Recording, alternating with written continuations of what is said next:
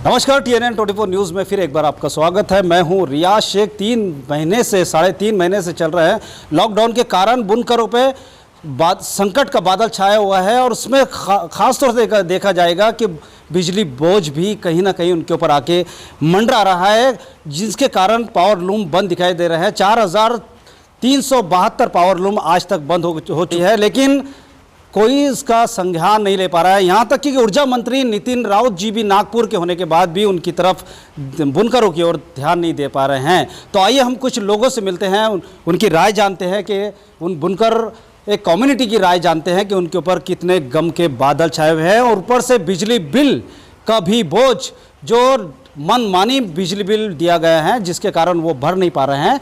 आइए हम बात करते हैं। क्या नाम है आपका? मेरा नाम मोहम्मद अनीस अंसारी है। मैं पावर लूम बुनकर वीवर हूँ।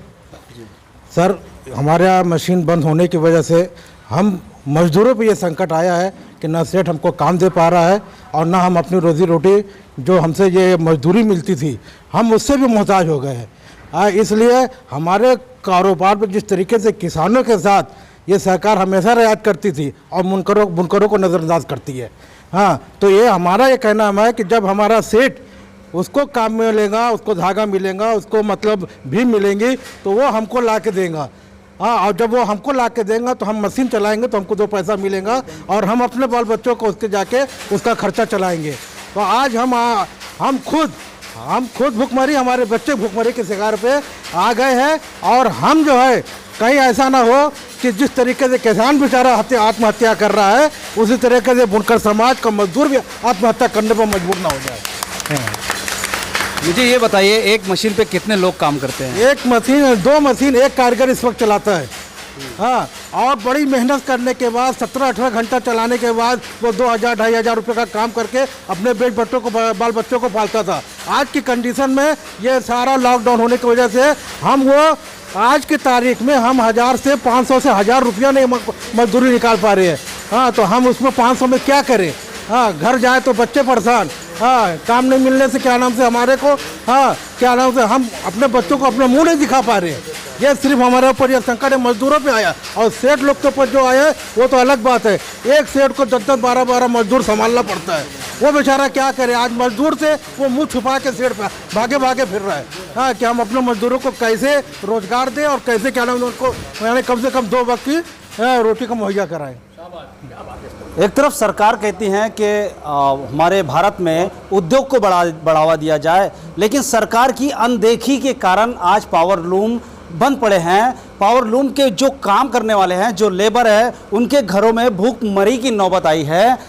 तो क्या सरकार को ये नहीं दिखाई देता है? सरकार तो नई नई योजना की घोषणाएं करती है और ठंडे बस्ते में डाल देती है, लेकिन हम आपको लाइव दिखा रहे हैं यहाँ मोमिनपुरा परिसर में जो हैंडलूम है, पावर लूम है, जहाँ कई हज़ारों मजदूर यहाँ पेट भरते हैं। आज वो कहीं ना कहीं भूखमरी की नौबत, भूखमरी के बादल उनके ऊपर छा रहे हैं, उनके परिवार के ऊपर छा रहे हैं। तो आइए फिर हम कुछ और सवालों के साथ हम बात करते हैं। मांग है आपकी सरकार से? हमारी मांग ये है कि सरकार बुनकरों पर ज़्यादा ध्यान दे। आज हमारी परिस्थिति ये है कि हम माल बेचने जाए तो माल बिक रहा नहीं है।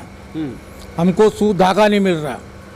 लॉकडाउन की वजह से सूख धागा नहीं मिल रहा है। मशीनें हमारी बंद पड़ी है और हमारे मजदूर जो है उनको काम नहीं दे पा रहे हम, जबकि हमारा खुद का प्रोडक्शन है। हम खुद हाथ खाली बैठे हुए हैं।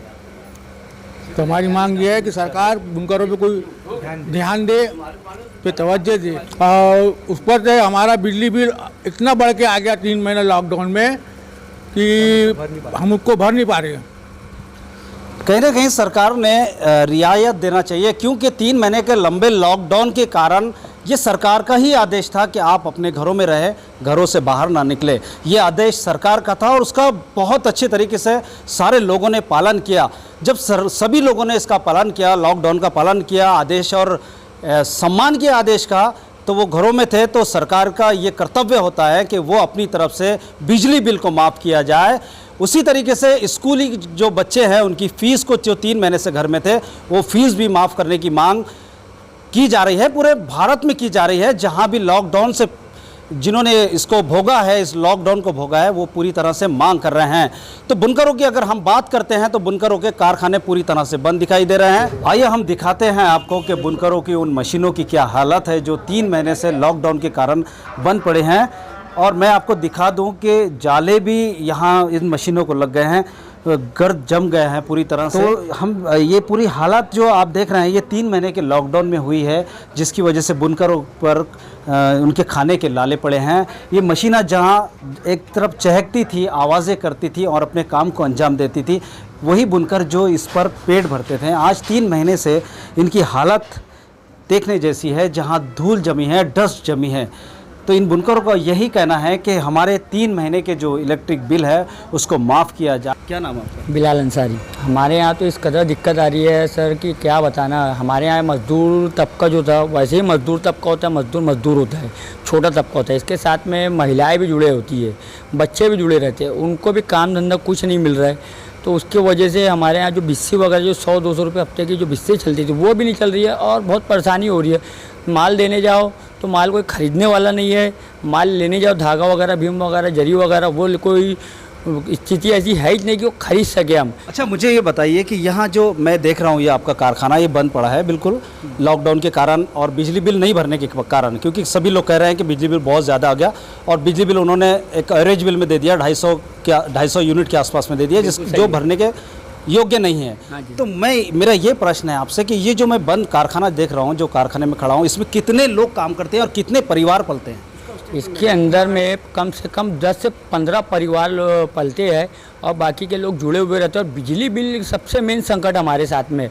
चलो ठीक है, हमारी स्थिति जैसी भी कम ज़्यादा खा पी लिए, अब बिजली बिल कहाँ से भरेंगे ये बताइए सर आप। मैं सरकार से कुछ पूछना चाहता हूँ कि हम बिजली बिल कहाँ से भरेंगे जब हमारे पास में खाने का सुविधा नहीं है उपलब्ध, तो हम बिजली बिल कहाँ से भरेंगे। सरकार हमारे ऊपर में, हमारी स्थिति के ऊपर में ज़रा गौर करे और हमारे साथ में रियायत का मामला करें बिजली बिल में खास तौर से।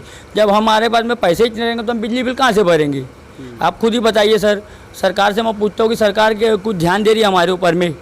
सरकार का काम है कि बिजली बिल के ऊपर में हमने इसके पहले डिपुटेशन वगैरह भी दी है, उसके बावजूद भी सरकार ने कुछ नहीं किया। लॉकडाउन के अंदर में कम से कम 20-15 हज़ार रुपये बिल भेज दिए है ये 3 महीने के अंदर में। वो अब 3 महीने में आपका 1 रुपये का जब काम धंधा ही नहीं करे है तो बिजली कहाँ से भरेंगे, आप कुछ बताइए। ये क्या बनता है यहाँ पर, क्या बनाते हैं आप लोग? हमारे यहाँ ये साड़ी बनती है, 9 वाली साड़ी बनती है, छोटे तबके के लोग जो उसको यूज़ करते हैं तो वो साड़ी हमारे यहाँ बनती है। तो हमारी कोई बहुत ज़्यादा प्रॉफिट रख के भी हम काम नहीं करते, क्योंकि वो भी पहनने वाला जो तबका होता है वो छोटा तबका होता है और हम लोग भी छोटे तबके के लोग हैं। अब इसके अंदर में हम कहाँ से बिजली बिल भरेंगे ये बताइए। अच्छा, बताया जा रहा है कि 4,372 पावर लूम बंद पड़े हैं, क्या कारण है उसका बंद का? अब जब कोई प्रशासन ही हमारे ऊपर ध्यान नहीं दे रही है और हमारे यहाँ लॉकडाउन लग गया कि भैया कोई काम धंधा चालू नहीं होगा, तो जब सरकार ने आदेश दिया तो सरकार के आदेश का हमने पालन किए। अब जब पालन किए तो कोई 1 रुपये का भी काम धंधा नहीं हो रहा है तो बंद पड़ी है। अब इसके अंदर में तो सरकार का काम है ना, कुछ भाई 3.5 महीने से बंद करके रखिए सरकार, तो उसके ऊपर में कुछ रियायत करे, कुछ अपना क्या नाम है पैकेज वगैरह निकाले। पैकेज तो बहुत बड़ी बड़ी पैकेज बटी है, 20,000 करोड़ रुपए की। यहाँ पे बुनकरों को तो 1 रुपये का पैकेज नहीं मिला। हमारे यहाँ के सांसद खुद जो है नितिन जी गडकरी है, अब उनका तो काम है कि हमारे यहाँ इतने बड़े, पहली बात तो इसके पहले वो रह चुके हैं, राष्ट्रीय अध्यक्ष रह चुके हैं भाजपा के, उसके बावजूद हमारे यहाँ से आधे किलोमीटर के ऊपर में रहते, कोई ध्यान नहीं दिया आज तक के हमारे ऊपर में। अब सरकार का काम है, गडकरी जी का काम है कुछ ध्यान दे। हमारे यहाँ कई मरतबा के MLA बन चुके हैं विकास जी, उन्होंने भी कोई ध्यान नहीं दिया, जबकि वो खुद है एक हलवा समाज से, उसके बावजूद भी कोई ध्यान नहीं दे रहे। तो आप बताइए सरकार क्या करेंगे हमारे साथ में। सरकार का काम है कुछ रियायत करने का, कुछ नरमी करने का। नागपुर में 4,772 पावर लूम हैं और उसमें उद्योग रोजगार, महिला, बुनकर व्यवसाय, साड़ी व्यापारी, एक पावर लूम के पीछे 7 लोग रोजगार कमाते हैं। इस तरह हम पर 30,000 लोगों पर, बुनकरियों पर बिजली बिल का दुर्रा लगने से, और बिजली का बिल जो हमारे पर आया है ब्याज के साथ आया है और अनएक्सपेक्टेड बिल आया है।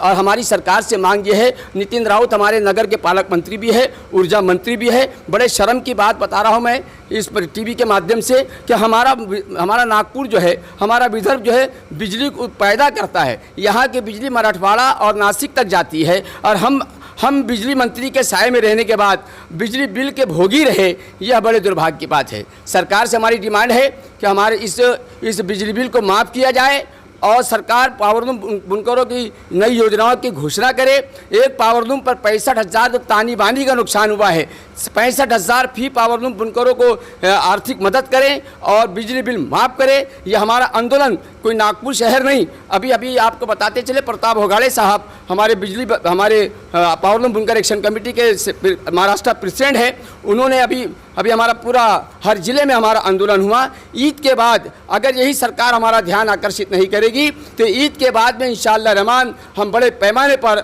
आंदोलन की तैयारी कर रहे हैं। और ऊर्जा मंत्री नागपुर के पालक मंत्री हैं और नितिन जी राउत है, जो बड़ा अपने आप को बहुत हृदय दिल रखते हैं, लेकिन समझ भी नहीं आ रहा है कि पावरलूम बुनकरों के बारे में क्या विचार क्यों नहीं रख रहे हैं। आपको तो फख्र होना चाहिए कि हम भिवंडी मालेगांव इचलकरंजी के बराबर के पावरलूम उद्योग में नहीं है, लेकिन आपको मालूम होना चाहिए कि जो छोटा उद्योग है जो 30,000 लोगों को रोज़गार पहुंचा रहा है, उत्तर नागपुर भी पावरलूम है, कामठी भी पावरलूम है, वांद्रा में भी पावरलूम है, टेका नई बस्ती में पावरलूम है और मोमपुरा तो एक केंद्र स्थान है। हमारी डिमांड है कि सरकार से नम्र विनती है और नितिन जी गडकरी जो उनके पास में खादी ग्रामोद्योग उद्योग भी है, माइक्रो छोटे रोजगार के मंत्री है, मैं अपने टीवी के माध्यम से उनका भी ध्यान आकर्षित करना चाहता हूं। कल तक आप गोलीबार चौक पर बुनकरों का नेतृत्व करते थे, मोमपुरा चौक पर मुल्ला सलामतुल्लाह अंसारी के साथ और शहीद मुकादम के साथ बुनकरों का आंदोलन चलाए हैं। आज आपको बुनकरों के मसाइल पर आँख का जाला क्यों पड़ गया है, सवाल है। इससे मेरी नम्रता विनती है, मैं पावरलूम समाज की तरफ से पावरलूम बुनकरों एक्शन कमेटी के अध्यक्ष होने के नाते मैं ये ऐलान कर रहा हूं कि अगर हमारी पावरलूम बुनकरों की समस्या को हल नहीं किया जाएगा तो हम इनका घेराव करेंगे, इनके घरों पे घंटानाद आंदोलन करेंगे। यह हमारी स्थिति, जब भूखा होता है इंसान तो यकीनी बात है सड़क पर आता है, भूखमरी से क्रांति आती है। और बड़े अफसोस के साथ है इस उद्योग को जीवन दान देने के लिए सरकार उद्धव ठाकरे जी, महाराष्ट्र के ऊर्जा मंत्री नितिन जी राउत जी और नितिन गडकरी जी सब मिलकर अपने छोटे उद्योग को बचाने का काम करने का हमारा साथ दें, ऐसी हमारी विनती है। हाथ मार्ग हो या हैंडलूम या पावरलूम संस्कृति में गिना जाता है। हमारे भारत की संस्कृति और कला के माध्यम से हमारा देश भारत पूरे विश्व में प्रसिद्ध है। अगर सरकार इस ओर ध्यान नहीं दे तो कहीं ना कहीं ये चरमरा जाएगी, ये कलाकारी चरमरा जाएगी, जिससे हमारा देश को नुकसान हो सकता है और देश पीछे भी जा सकता है। तो बने रहिए मेरे साथ इसी तरह देखने के लिए TNN 24 news. Cameraman Sanjay Tiwari के साथ रिया शेख, नागपुर।